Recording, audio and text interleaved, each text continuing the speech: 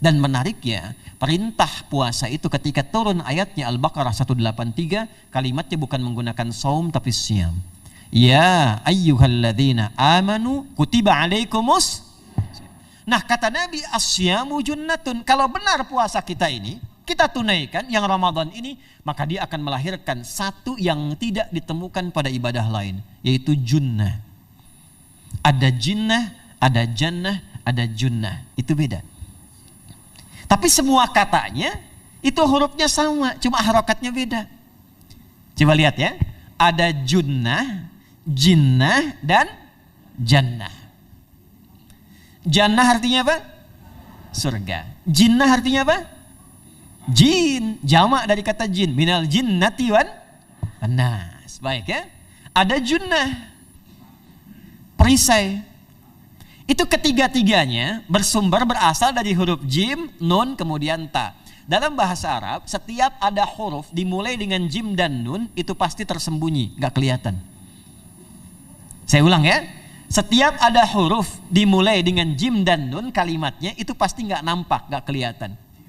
Janin, kenapa disebut janin? Karena masih tersembunyi dalam rahim ibundanya, gak kelihatan. Begitu keluar, tampak jadi bashar, jadi bayi yang terlihat. Jin, kenapa disebut dengan jin? Karena nggak nampak. Makanya fitrah jin itu, Pak, Ibu, fitrahnya tersembunyi. Jadi kalau ada jin melakukan penampakan, itu jin sedang punya masalah. Betul, itu nyata. Dan yang lebih punya masalah, ada orang-orang manusia yang mencari-cari penampakan jin. Itu sedang kurang sehat itu. Ya, betul, karena jin itu dipasangkan di Al-Quran dengan ins. 18 kali pasangan ini disebutkan. Itu lawannya langsung. Jadi jin tersembunyi, ins nampak. Ins itu kelihatan, makanya makhluknya tampak. Jadi kalau ibu ada bapaknya pulang ke rumah sembunyi-sembunyi, itu bapak sedang menjadi bukan.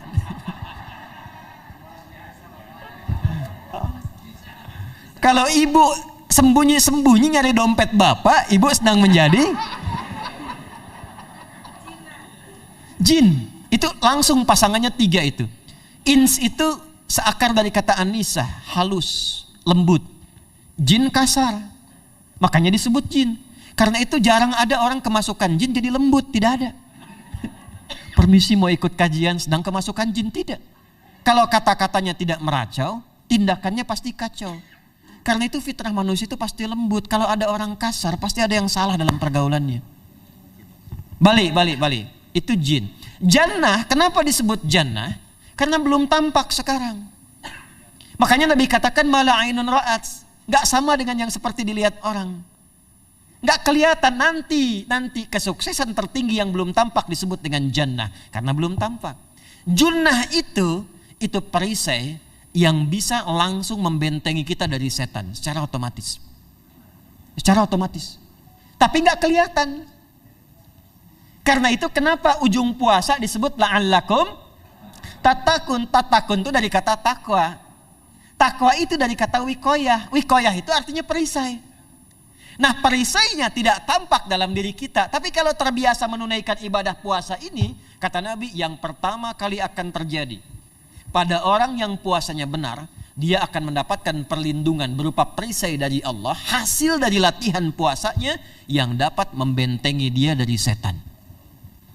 Jadi ciri khas puasa Ramadan itu kalau sukses ditunaikan, itu akan terjauh dari godaan setan. Setan itu provokator yang memang hanya mengarahkan pada keburukan. Jadi dia nggak kenal benar.